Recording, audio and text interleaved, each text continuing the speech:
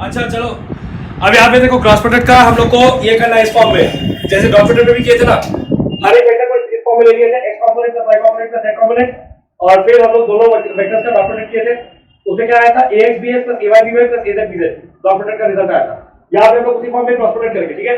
कल हम लोग ऑलरेडी डिस्कस कर चुके कि i क्रॉस j करने से क्या आता है, k क्रॉस i करने से j आता है, और j क्रॉस k करने से i आएगा। ये तीन हम यहाँ पे लिस्ट कर चुके हैं। इसका अगर उल्टा करेंगे तो फिर नेगेटिव आ जाएगा। दैट मींस अगर i क्रॉस j k है तो फिर j क्रॉस i आएगा माइनस k, अगर j क्रॉस k i है तो फिर k क्रॉस j आ जाएगा माइनस i, अगर k क्रॉस i j है तो फिर i क्रॉस k आ जाएगा माइनस j। ठीक है, बस समझ में आया? तो उल्टा करके तो माइनस n आ जाएगा, उसको मैंने रेड से इंडिकेट किया है, जो उल्टा वाला फ्लो है, ठीक है।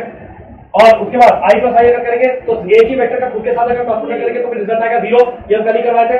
तो i क्रॉस i भी 0 आएगा, j क्रॉस j भी 0 आएगा, k क्रॉस k भी 0 आएगा, ठीक है। अब यहाँ पे देखो, मैं वेक्टर a को इस तरह से ले सकता हूँ, ax i क्या प्लस ay j क्या प्लस az k क्या। वेक्टर b को इस तरह से ले सकते हैं, bx i क्या प्लस by j क्या प्लस bz k क्या, ठीक है। और फिर उसके बाद a क्रॉस b करेंगे, मतलब vector a into vector a cross product to vector b, तो क्या होगा, ax i क्या प्लस ay j क्या प्लस az k क्या क्रॉस फिर bx i क्या प्लस by j क्या प्लस bz k क्या। अब यहाँ पे भी वही होगा कि ये हर एक तीनों के साथ मल्टीप्लाई होगा, फिर ये हर एक तीनों के साथ मल्टीप्लाई होगा, फिर ये भी इसके हर एक तीनों में से हर एक के साथ मल्टीप्लाई होगा, कंप्लीट मल्टीप्लिकेशन होगा, राइट। तो अब यहाँ पे देखो क्या रिजल्ट आएगा, i cross i 0, j cross j 0, k cross k 0। तो इसका मतलब कि i इंटू i वाला कोई कंपोनेंट नहीं होगा, j इंटू j वाला कोई कंपोनेंट नहीं होगा, k इंटू k वाला कोई कंपोनेंट नहीं होगा, i j और i k होगा, ठीक है। तो i मल्टीप्लाई होगा j और k के साथ। देखो यहाँ पे फिर क्या क्या आएगा, i मल्टीप्लाई होगा j और k के साथ, तो फिर क्या आएगा ax by, ठीक है। और i क्रॉस j करने से मेरे पास क्या आएगा, i क्रॉस j करने से मेरे पास आएगा k कैप, तो ax by k कैप, ठीक है। i cross j ax into by, फिर i क्रॉस j करने से मेरे पास आएगा k cap according to this equation, ठीक है, i cross j।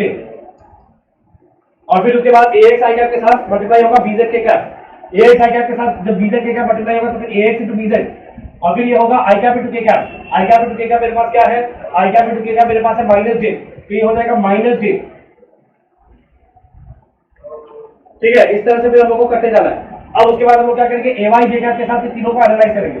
ay j cap और by j कैप का तो 0 होगा, because j cap cross j cap is 0, but ay के साथ bx का होगा, तो ay bx and j cap into i cap, j cap into i cap क्या है, j cap into i cap is equal to minus k cap, तो यहां पे आ जाएगा माइनस k कैप। उसके बाद ay के साथ हम लोग करेंगे bz को, ay j cap cross bz k cap, तो ay bz ay into bz, j cap into k cap, j cap cross k cap, j cap cross k cap क्या आएगा, j cap cross k cap आएगा i cap. Record हो रहा है। उसके बाद az k cap, again az k cap का bz k cap के साथ अगर करेंगे तो फिर 0 आएगा क्रॉस प्रोडक्ट, ठीक है। तो ये k cap cross k cap वाला कोई टर्म होगा ही नहीं, तो az k कैप का हम लोग को ये दोनों के साथ एनालाइज करना पड़ेगा, az bx az into bx k cap cross i cap, k cap cross i cap मेरे पास कहां पे है, k cap cross i cap is equal to j cap, तो यहां पे हो जाएगा j कैप। उसके बाद az into by, k cap cross j cap, az into by k cap cross j cap, k cap cross j cap किधर है, k cap cross j cap is equal to minus i।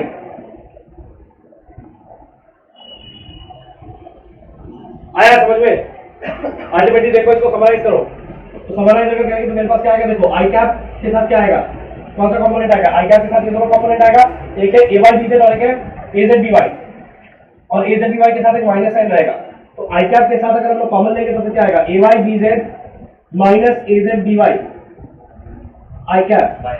देखो ये सही है, ay bz i cap और minus az by i cap, तो i cap जब common लेंगे दोनों टर्म में तो फिर आ जाएगा ay bz फिर माइनस साइन फिर az by। उसके बाद j कैप कॉमन लो तो प्लस j कैप वाला कौन सा टर्म है, ये वाला टर्म है और ये वाला टर्म है, j कैप वाला दो टर्म है, ये वाला टर्म और ये वाला टर्म, तो j कैप में क्या आएगा, एक तो आएगा az bx, j कैप में आएगा az bx ये वाला टर्म, और एक है minus ax bz, minus ax bz, कौन सा बीच वाला प्लस की माइनस होगा, और तो माइनस जिस टर्म के साथ माइनस है उसको तो अंदर में यहाँ पे माइनस ले रहे थे। तुम जेकैप का दो टर्म को देखो, जेकैप का दो टर्म क्या है, az bx j cap minus ax bz j cap, तो इसका मतलब जे कैप को जब तुम ये दोनों टर्म में से कॉमन लेगा तो फिर तुम क्या कर सकते हैं, जे कैप को कॉमन ले लिया तो यहाँ पे आ जाएगा ए जेड बी एक्स और यहाँ पे आ जाएगा ए एक्स बी जेड इंटू -1 मतलब माइनस ए एक्स बी जेड माइनस ए एक्स बी जेड। अभी क्या आएगा ना, समझ में आएगा ये वाला। तो अब इसके बाद आएगा के कैप। अब के कैप का क्या होगा, तो प्लस के कैप इंटू, देखो ब्रैकेट में क्या आएगा, के कैप का टर्म देखो, एक है ए एक्स बी वाई, या मैंने लिखा है ए एक्स बी वाई और एक है minus a y b x, A x b Y और minus a y b x. तो के कैप अगर कॉमन लेंगे तो फिर हम ये मेरे पास आएगा ए x b y minus a y b x. क्या होगा, ये हो गया हम लोग का वेक्टर प्रोडक्ट का रिजल्ट, ठीक है। ये हम लोग का वेक्टर प्रोडक्ट का रिजल्ट है, a y b z minus a z b Y I cap plus A z b x minus A x b Z J cap plus a x b y minus a y b x into के cap. इसमें सारा term आ गया, पहले यहां तक लिख लो जल्दी।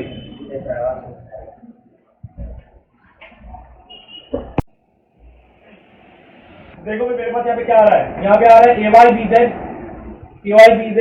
Minus a z b Y I cap. उसके बाद हम क्या करेंगे, जे कैप के सामने वाला साइन को जानबूझ के हम उल्टा करेंगे, प्लस को माइनस करेंगे और अंदर में इसको पलट देंगे। क्यों ये करेंगे उसका रीजन तुम लोगों को मुझे बात समझ में आएगा। तो ये हो जाएगा माइनस जे कैप या फिर माइनस ये उल्टा हो जाएगा, तो a x b z minus a z b x j cap and k के सामने हम प्लस ही रखेंगे, तो plus a x b y minus a y b x, ठीक है। वैसे सामने लिखो या पीछे लिखो डजंट मैटर, बट हम एक कन्वेंशन फॉलो करने के लिए उस हिसाब से करें। ये हम लोग का रिजल्ट आया, ठीक है।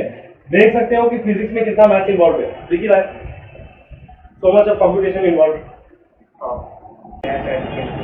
अच्छा ये अब आएगा इस तरह से, ये तुम लोग को अब कॉपी करना है, ठीक है। ये वाला वो वाला टेबल बना मेरे से सीधा लाइन बनेगा नहीं, ठीक है, इसलिए हम फिट कर लें।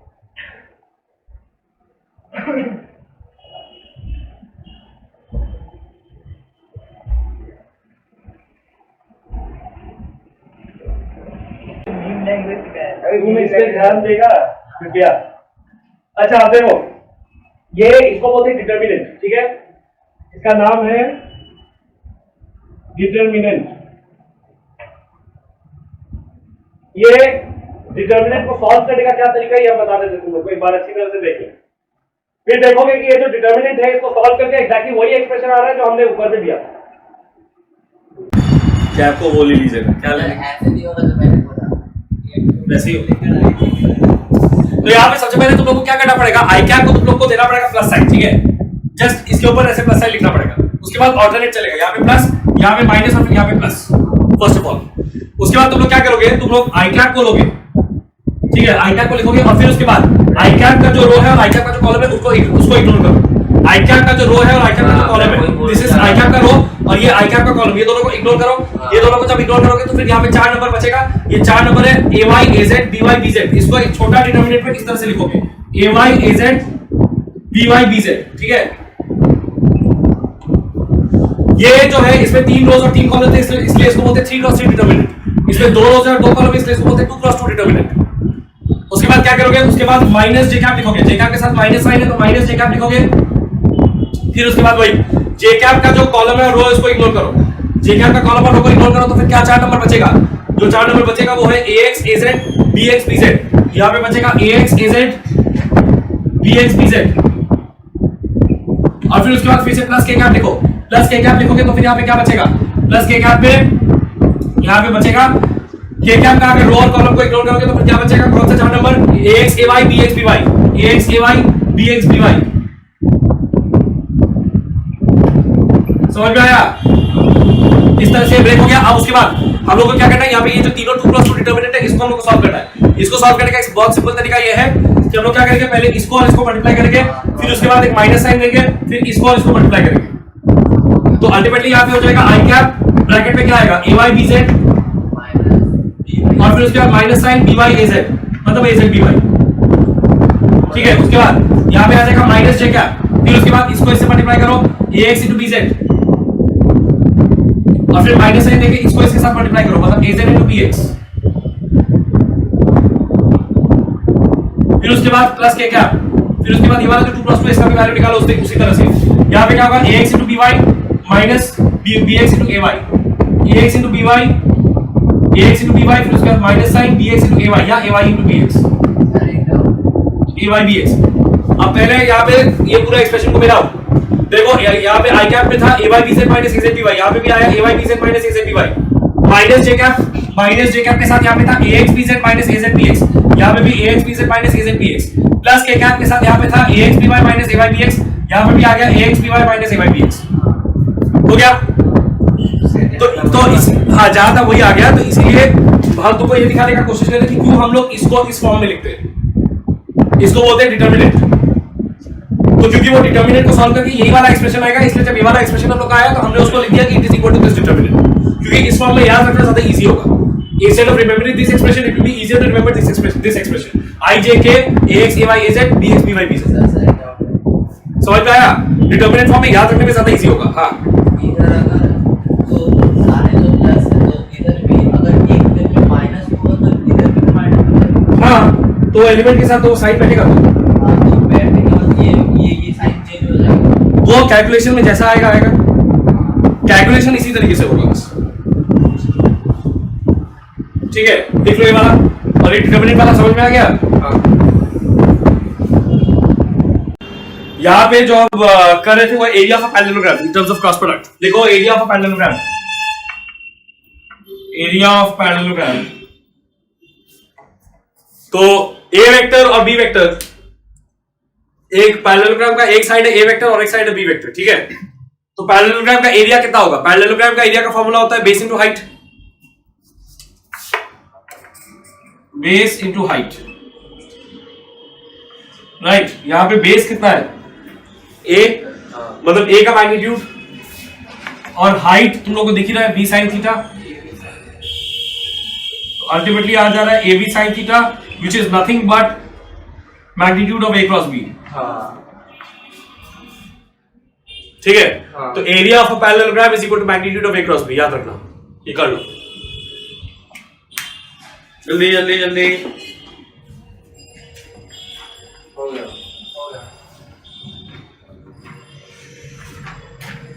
और कुछ है? बहुत कुछ है, करते जाओ। चलो अब लिखो properties of cross product, properties of cross product.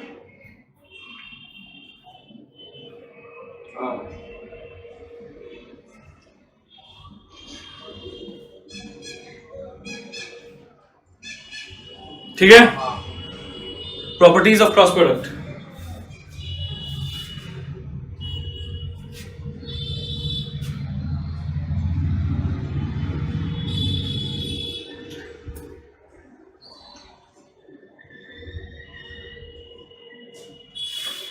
जल्दी जल्दी जल्दी जल्दी,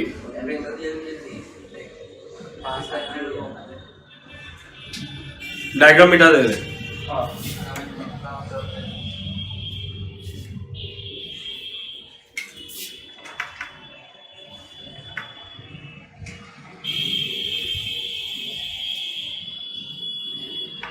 अब ये क्रॉस प्रोडक्ट है, हाँ, गैस प्रोडक्ट नहीं। अरे इधर ऊपर लिख दिया था, गैस देना लगेगा। पहला प्रॉपर्टी एंटी कम्यूटेटिव, इसका मतलब हम लोग को मालूम है कि ए क्रॉस बी और बी क्रॉस ए के बीच में माइनस साइन है, इसी को बोलते हैं anti commutative. A cross B equal to minus B cross A, anti commutative. ठीक है, उसके बाद next distributive. Dot product commutative था। हाँ, डिस्ट्रीब्यूटिव डिस्ट्रीब्यूटिव है, फिर पैरेलल एंटी पैरेलल है, ये तो हो चुका था।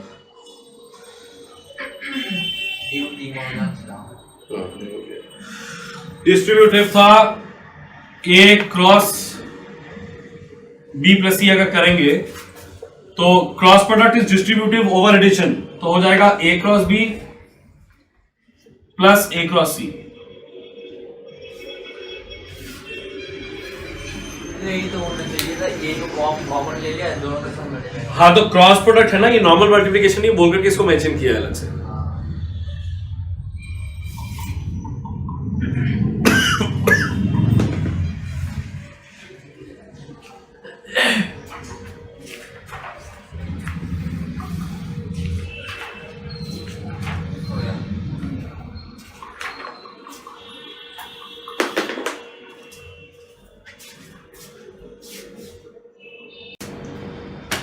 तो रिलेटिव वेलोसिटी, रिलेटिव वेलोसिटी का मतलब है एक ऑब्जेक्ट का वेलोसिटी दूसरे के रेस्पेक्ट में विजुअलाइज करना, ठीक है। एक ऑब्जेक्ट का वेलोसिटी दूसरे के रेस्पेक्ट में विजुअलाइज करना और उसको मेजर करना। हम लोग कोई भी ऑब्जेक्ट, नॉर्मली हम लोग जब कोई भी ऑब्जेक्ट मूव कर रहा था या हम लोग मूव कर रहे थे, तो फिर उसका वेलोसिटी हम लोग अभी किसके रेस्पेक्ट में मेजर करते हैं? ग्राउंड के रेस्पेक्ट में मेजर करते हैं, राइट। ग्राउंड हम लोग का रेफरेंस पॉइंट होता है और रेफरेंस फ्रेम होता है। तो यहां पे हम लोग क्या करेंगे, हम लोग एक ऑब्जेक्ट का वेलोसिटी दूसरे ऑब्जेक्ट के रेफरेंस से मेजर करेंगे। फॉर एग्जांपल, जब दो ऑब्जेक्ट एक साथ जा रहे हैं, सपोज एक दो कार का हम बात करते हैं सपोज, और दोनों कार सेम डायरेक्शन में जा रहा है, ठीक है। ये कार जा रहा है with velocity of 10 metre per second और ये वाला कार जा रहा है with velocity of 5 metre per second, ठीक है। एक कार है और एक कार बी। तो ये दोनों कार में तुम जब बी से ए को देखोगे, तुम लोग बी से जब ए को देखोगे, तब तुम लोग को क्या लगेगा? That A is moving with velocity of 10 - 5 that is equal to 5 metre per second, right. Imagine करो, अगर हम ग्राउंड से देखेंगे तो फिर ग्राउंड से मेरे को यही समझ में आएगा कि A is moving with 10 metre per second velocity, B is moving with 5 metre per second velocity. But अगर हम बी पे बैठ करके ए को देखेंगे, बी पे बैठ करके ए को देखेंगे और बी और ए दोनों एक ही डायरेक्शन में मूव कर रहे हैं और ए ज्यादा वेलोसिटी के साथ मूव कर रहा है, इस तरह से हो रहा है। ऐसे ये मूव कर रहा है और ये धीरे धीरे मूव कर रहा है, ठीक है। ये जोर से और ये धीरे धीरे मूव कर रहा है। तो जब हम बी पे बैठ करके ए को देखेंगे तब क्या होगा? तब बी पे जब हम बैठे तो फिर हम लोग अज्यूम करेंगे कि बी इज एट रेस्ट। हम लोग जहां पे भी रहते हैं वो हम लोग बाय डिफॉल्ट रेस्ट के हिसाब से अज्यूम करते हैं, ठीक है। तो जब हम लोग बी को रेस्ट के हिसाब से अज्यूम करेंगे तो फिर क्या होगा? इसका मतलब है बी का वेलोसिटी 5 मीटर पर सेकंड से हम लोग के दिमाग में 0 मीटर पर सेकंड हो गया। तो फिर ए का वेलोसिटी हम लोग के दिमाग में क्या होगा? 10 मीटर पर सेकंड से घट के 5 metre per second, 10 - 5 metre per second हो जाएगा, राइट। और अगर कोई और ऑब्जेक्ट होता है suppose C moving with the velocity of 20 metre per second, तो फिर सी का वेलोसिटी हम लोग के दिमाग में वो भी 5 मीटर पर सेकंड घट जाता। अंडरस्टूड? क्योंकि 5 मीटर पर सेकंड वाले ऑब्जेक्ट पे बैठ करके हम लोग उसको अज्यूम करें that it is at rest. That means कि हम लोग हर एक वेलोसिटी को 5 मीटर पर सेकंड कम करके देखेंगे। तो इसका मतलब है हम लोग बी को रेस्ट पे अज्यूम करेंगे, हम लोग बी में है बोल करके ए को अज्यूम करेंगे 10 - 5 मीटर पर सेकंड पे ट्रैवल करते हुए इन द सेम डायरेक्शन। सी को अज्यूम करेंगे 20 - 5 15 मीटर पर सेकंड पे ट्रैवल करते हुए इन द सेम डायरेक्शन। तो जब दो ऑब्जेक्ट सेम डायरेक्शन में होगा तो फिर उन लोगों का जो वेलोसिटी है वो सब्ट्रैक्ट होगा, राइट, रिलेटिव वेलोसिटी निकालने के लिए। यहां पे हम लोग बोलेंगे that relative velocity of A with respect to B is equal to relative velocity of A minus relative velocity of B. Sorry, relative word हम यूज किए, relative velocity of A with respect to B equal to velocity of A minus velocity of B, ठीक है। VAB is equal to VA minus VB, understood. अब assume करते हैं opposite direction. तो opposite direction में हम लोग का ये बहुत बार एक्सपीरियंस होता है कि जब हम लोग एक ट्रेन में ट्रैवल कर रहे हैं और ऑपोजिट डायरेक्शन में एक ट्रेन हाई स्पीड से आ रहा है तो हम लोग को ऐसा लगता है कि एज इफ वो डबल स्पीड से जा रहा है, राइट। ये तो एक बहुत कॉमन एक्सपीरियंस है। जब हम लोग एक ट्रेन में बैठे हैं और वो भी हाई स्पीड से जा रहा है और ऑपोजिट डायरेक्शन में भी एक हाई स्पीड ट्रेन आ रहा है, तो हम लोग हमेशा यहाँ पे हम लोग को ऐसा लगता है एज इफ वो जो ऑपोजिट डायरेक्शन में जो हाई स्पीड ट्रेन जा रहा है वो डबल स्पीड से जा रहा है। ऐसा क्यों होता है? क्योंकि हम लोग अपने दिमाग में क्या करते हैं, अपने ट्रेन का जो स्पीड है और उस ट्रेन का जो स्पीड है उसको ऐड कर देते हैं। इसीलिए हम लोग को लगता है कि वो जो दूसरा वाला ट्रेन है जो दूसरे डायरेक्शन में आ रहा है वो इंक्रीज्ड वेलोसिटी के साथ, हायर वेलोसिटी के साथ आ रहा है, ठीक है। तो ये किस तरह से होता है? तो अगर सपोज अब हम अज्यूम करें कि यहाँ ये मूव कर रहा है एक object at the speed of 10 metre per second और ये और एक ऑब्जेक्ट मूव कर रहा है at the speed of 5 metre per second. VAB क्या है? VAB क्या है? VAB is the relative velocity of A with respect to B. और VBA VBA relative velocity of B with respect to A. ठीक है। अच्छा, अब अगर सपोज एक object 10 metre per second speed के साथ राइट हैंड साइड की तरफ मूव कर रहा है और एक ऑब्जेक्ट 5 मीटर पर सेकंड के साथ लेफ्ट हैंड साइड की तरफ मूव कर रहा है, तो फिर सपोज ये वाला ऑब्जेक्ट है A और एक ये वाला ऑब्जेक्ट है B, ये वाला ऑब्जेक्ट है A और ये वाला ऑब्जेक्ट है B, तब फिर V of A with respect to B क्या होगा? 15। Velocity of A with respect to B तब हो जाएगा 15, 10 प्लस 5। तो वेलोसिटी v va भी तो 15 होगा। वो v भी 15 होगा, ठीक है। तो यहाँ पे रिलेटिव वेलोसिटी दोनों के बीच में होगा 10 प्लस 5। व्हाई? बिकॉज अगर हम b पे बैठ करके a को देख रहे हैं, b पे बैठ करके हम a को देख रहे हैं, तो हम a के रेस्पेक्ट में 5 मीटर पर सेकंड ऑलरेडी पीछे चल रहे हैं, और a हम लोग से 10 मीटर पर सेकंड आगे वैसे भी जा रहा है। तो इसका मतलब हम लोग के रेस्पेक्ट में a कितना आगे जा रहा है? 15 मीटर पर सेकंड, राइट। हम लोग ग्राउंड के रेस्पेक्ट में ऑलरेडी 5 मीटर पर सेकंड पीछे है, और वो ग्राउंड के रेस्पेक्ट में 10 मीटर पर सेकंड आगे है। तो वो जब हम लोग से गुजरेगा तो हम लोग को ऐसा लगेगा कि वो 15 मीटर पर सेकंड स्पीड के साथ आगे बढ़ रहा है हम लोग के रेस्पेक्ट में। अंडरस्टूड? तो ऑपोजिट डायरेक्शन के केस में क्या होगा? ऑपोजिट डायरेक्शन के केस में VAB का वैल्यू होगा VA plus VB। Opposite direction के केस में VAB का वैल्यू होगा VA प्लस VB। ये है कॉन्सेप्ट रिलेटिव वेलोसिटी का। अभी हम यहां पे दिखाएंगे कि कैसे रिलेटिव वेलोसिटी का जो जनरल डेरिवेशन है उससे फिर ये दो स्पेशल केस बन के आता है, एक पैरेलल और एक एंटी पैरेलल। यहां पे दोनों objects are parallel to each other, और यहां पे the objects are anti parallel. जब दो ऑब्जेक्ट्स के बीच में 180 डिग्री एंगल होता है they are called anti parallel, anti parallel, ठीक है।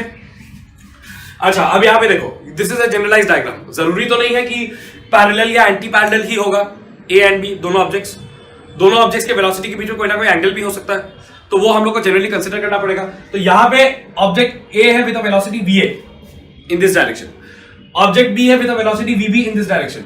दोनों के बीच में जो एंगल अज्यूम किया गया दैट इज थीटा, ठीक है। अब मेरे को यहां पे क्या करना है, देखो, relative velocity v of a with respect to b is equal to VA minus VB। In general हम लोग का इक्वेशन यही होगा कि relative velocity of a with respect to b is equal to velocity of a vector minus velocity of b vector. फिर उसके बाद magnitude के हिसाब से ये इक्वेशन भी आ सकता है, ये इक्वेशन भी आ सकता है, ठीक है।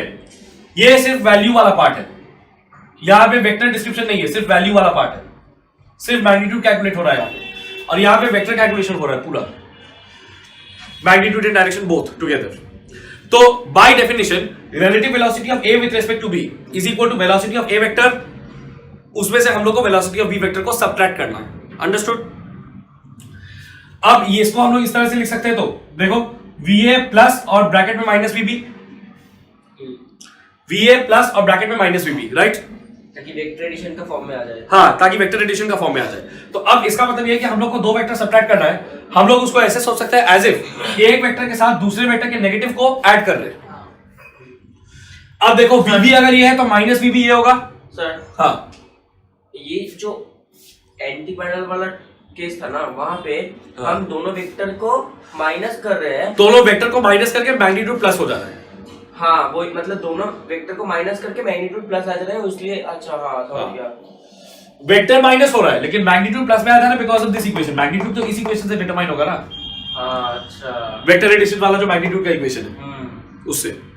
अब यहाँ पे देखो VB अगर ये है तो ये हो जाएगा माइनस VB, ठीक है, और ये अगर माइनस VB होगा और ये VA है, VA को हम पैरेलली शिफ्ट करके यहाँ पे भी ला सकते हैं। तो माइनस VB और VA को ऐड करेंगे तो रिजल्टेंट ये होगा,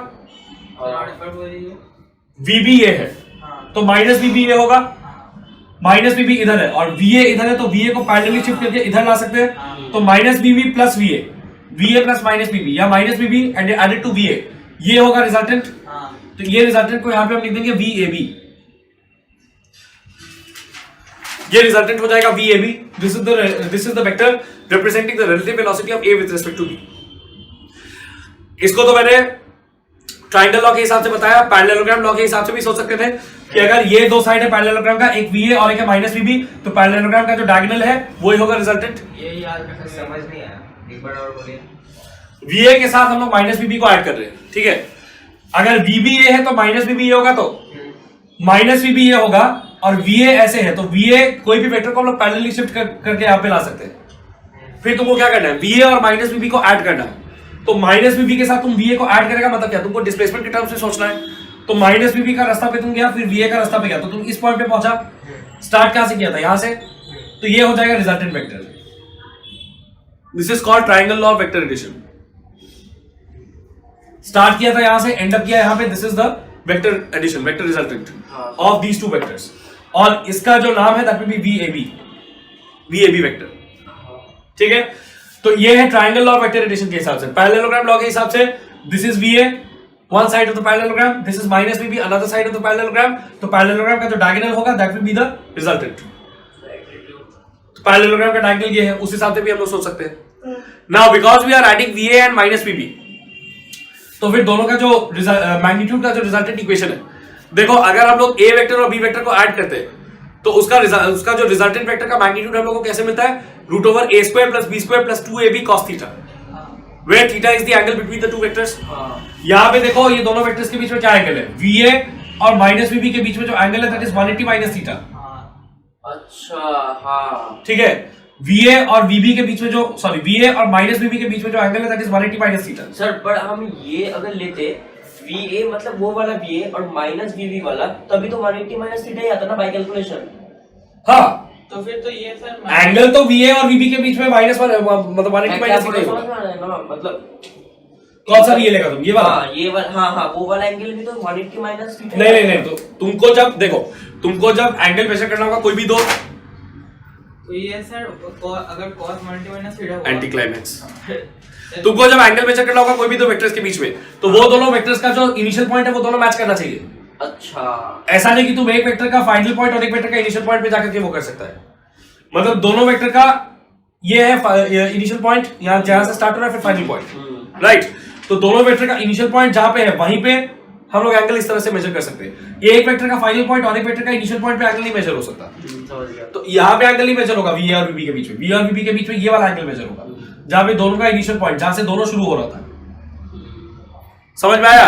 हाँ ये जो तो इसलिए VA और माइनस VB के बीच में जो एंगल है दैट इज 180 माइनस थीटा। यहां तक में कोई डाउट है? ये थीटा है ना, सर उसको 5 मिनट स्पैक दीजिए थी बड़ा।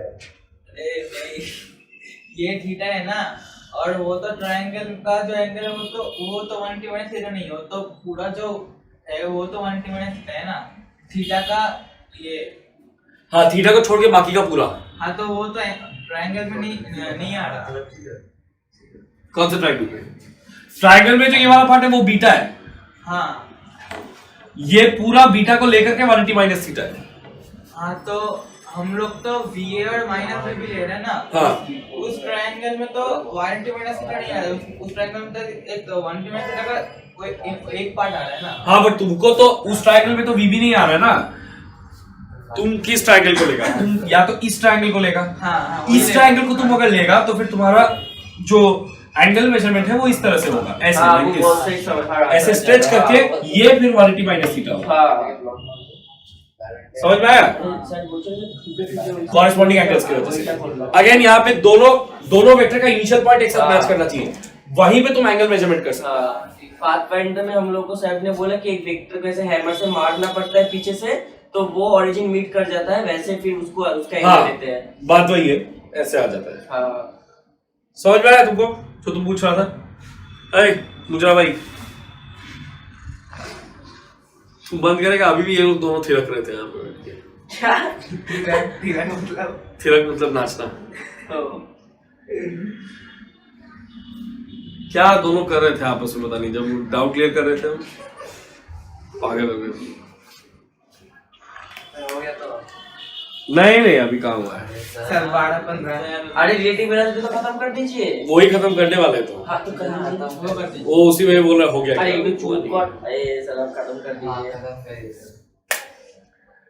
ये देखिए ये अभी ये जानबूझ के कर रहा है ताकि क्लास डिले हो। तू ही ज्यादा बुद्धि था बेटा, बिरयानी खिला बना। अच्छा अब यहाँ पे देखो, तो कहाँ थे हम? वो VA और VB के बीच का एंगल, इधर देखो, VA और VB के बीच का एंगल माइनस बीबी, माइनस VB, VA और माइनस VB के बीच का एंगल ये है माइनस VB, ये है VA, राइट? हाँ एंगल दोनों के बीच में क्या है? 180 माइनस थीटा। हाँ और वेक्टर एडिशन का फॉर्मूला क्या था? Root over a square plus b square plus 2ab cos theta, where theta is the angle between the two vectors. तो यहाँ पे क्या होगा? va square plus minus bb square, minus का चला जाएगा क्योंकि माइनस का स्क्वायर तो प्लस ही होता है, तो va square plus minus bb square. अच्छा वैसे वो माइनस आएगा भी नहीं, वो माइनस डायरेक्शन की वजह से था, सॉरी माइनस नहीं आएगा, माइनस डायरेक्शन की वजह से था। मैग्नीट्यूड vb है, इसका मैग्नीट्यूड va, इसका मैग्नीट्यूड vb, तो root over va square plus bb square plus 2va vb, और दोनों के बीच का एंगल क्या है? 180 माइनस थीटा, तो 2 cos 180 minus theta, 2va vb cos 180 minus theta. ठीक है, दोनों का रिजल्टेंट का इक्वेशन क्या था? Root over a square plus b square plus 2ab cos theta, minus cos theta आ जाएगा वहां से। और यहाँ पे cos 180 minus theta is equal to minus cos theta. कैसे देखो मैच हो रहा है, अभी तुम लोगों ने ट्रिग्नोमेट्री सीखा और वो यहाँ पे आ गया, ठीक है। तो va square plus bb square, और यहाँ पे जो माइनस आएगा उसको यहाँ पे ले लेंगे, माइनस इंटू प्लस माइनस, तो minus 2vab cos theta, 2vab cos theta. ये वर्किंग समझ में आया? अच्छा, रिकॉर्ड हो रहा है ना? अब ये हो गया तुम लोग का मैग्नीट्यूड रिलेटिव वेलोसिटी का, ठीक है। अब डायरेक्शन में आएंगे, तो डायरेक्शन के लिए हम लोग क्या करेंगे कि जो रिजल्टेंट है उसका एंगल मेजर करेंगे with any one of the original vectors. मैंने यहाँ पे रिजल्टेंट वेक्टर और VA के बीच का एंगल को बीटा ले लिया है, ठीक है। तो कैसे हम लोग डिस्क्राइब करेंगे that the resultant vector is beta angle away from the original vector. यहाँ पे हम लोग को डायरेक्शन निकालने के लिए रिजल्टेंट वेक्टर और कोई भी वेक्टर के बीच, रिजल्टेंट वेक्टर और कोई भी जो ओरिजिनल वेक्टर था उसके बीच का एंगल को मेजर करना पड़ेगा। ओरिजिनल वेक्टर मतलब VB या मतलब जिनको ऐड या सब्ट्रैक्ट कर रहे थे। तो अभी हम अगर वहां पे रिजल्टेंट वेक्टर और VA को लेते, मतलब लेफ्ट साइड वाला VA, तो क्या सेम होता? अगेन वही चीज कि तुमको रिजल्टेंट वेक्टर को भी इस तरह से फिर शिफ्ट करना पड़ेगा जिससे रिजल्टेंट वेक्टर और VA और दोनों का इक्वल टू बीटा, हाँ दोनों का इनिशियल पॉइंट एक साथ होना चाहिए। तो तुमको फिर रिजल्टेंट वेक्टर को यहाँ लेना पड़ेगा, या तो रिजल्टेंट वेक्टर उधर और इधर, तुम इधर पैरेलली शिफ्ट करेगा, फिर रिजल्टेंट वेक्टर यहाँ आ जाएगा, फिर यहाँ पे बीटा बनेगा। मतलब हम ऐसा भी तो कर सकते हैं ना कि रिजल्टेंट वेक्टर को ऐसे खींच लिया और VA को ऐसे खींच लिया, तो वो भी चलेगा, तो वो जो एंगल है वो तो बीटा, इसको ऐसे और इसको ऐसे यहाँ पे एंगल बीटा ही आएगा। हाँ ठीक है। तो हम क्या करेंगे, VAB मतलब जो रिजल्टेंट वेक्टर है और ओरिजिनल वेक्टर VA के बीच का एंगल को मेजर करेंगे, ठीक है। That angle is called let's say beta. तो यहाँ पे मेरे को मेजर करना पड़ेगा tan बीटा, ठीक है। tan बीटा मेजर करने के लिए हम क्या करेंगे, मेरे को चाहिए का परपेंडिकुलर बाय बेस, उसके लिए यहाँ पे मैंने एक परपेंडिकुलर ड्रॉप किया। ये वाला वर्किंग बुक में नहीं किया हुआ है इसलिए वाला ध्यान दो, ठीक है। यहाँ पे परपेंडिकुलर ड्रॉप किया मैंने। अच्छा, अब ये एंगल थीटा, तो ये भी थीटा होगा बिकॉज ऑफ ऑल्टरनेट एंगल्स। ये ट्रांसवर्सल है, ये दोनों पैरेलल लाइंस है, तो ये थीटा होगा तो ये भी थीटा होगा, राइट। और ये इसका मैग्नीट्यूड अगर VB है तो इसका मैग्नीट्यूड भी VB होगा, राइट। ये VB वेक्टर है, मतलब ये माइनस VB है डायरेक्शन की वजह से, और इसको मैंने इधर ले लिया तो प्लस VB होगा, तो इसका मैग्नीट्यूड VB होगा। अब ये VB है और ये थीटा, तो इतना पार्ट VB cos थीटा होगा। ये वाला ट्रायंगल पे देखो, ये वाला राइट एंगल ट्रायंगल पे cos theta is equal to base by hypotenuse, तो cos theta is equal to this by VB, है ना। ये वाला पार्ट में, ये इस ट्रायंगल में cos थीटा इक्वल टू, यहां पे देखो cos थीटा अप्लाई करो, तो cos theta is equal to base by hypotenuse. Base को ले लो सपोज B और हाइपोटेन्यूज पे क्या है VB, तो फिर VB को क्रॉस मल्टीप्लाई करते हो तो VB cos theta is equal to base, right. तो ये जो बेस वाला पार्ट है ये बन गया VB cos थीटा।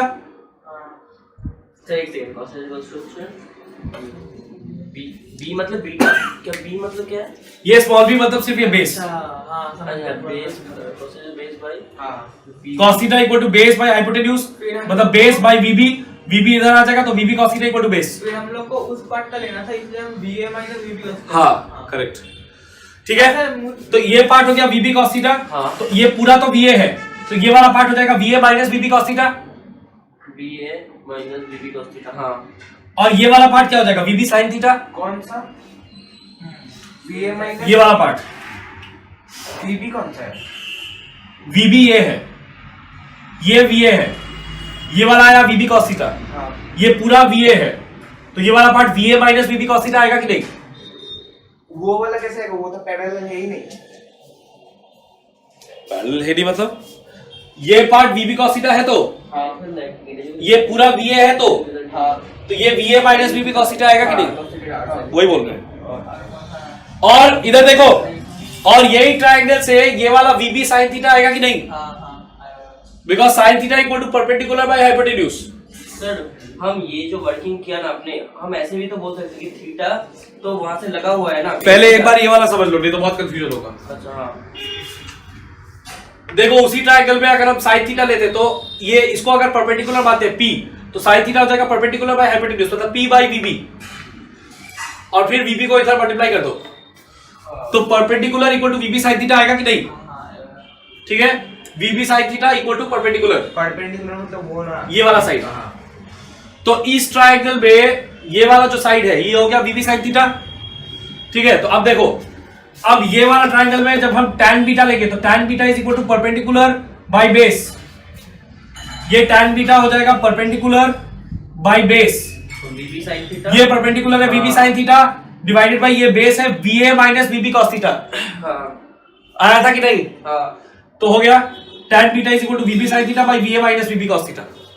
तो बीटा हो जाएगा tan inverse of this. tan inverse, हाँ फिर होता है। हो गया एंगल मेजरमेंट। हो गया, ठीक है, हो गया। अब बस एक दो चीज लिखेगा। Special case theta is equal to 0 degree. अगर theta is equal to 0 degree होगा तो फिर देखो यहां पे cos 180 हो जाएगा। VAB क्या आएगा देखो, root over VA square plus VB square minus 2VAVB। देखो ये आएगा कि नहीं? थीटा को अगर 0 कर देंगे तो फिर यहाँ पे cos 180 माइनस 0 मतलब cos 180 हो जाएगा।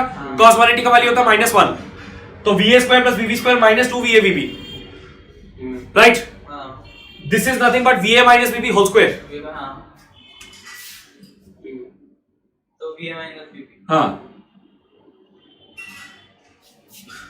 तो यहां पे आ जाएगा VAVB का डिफरेंस।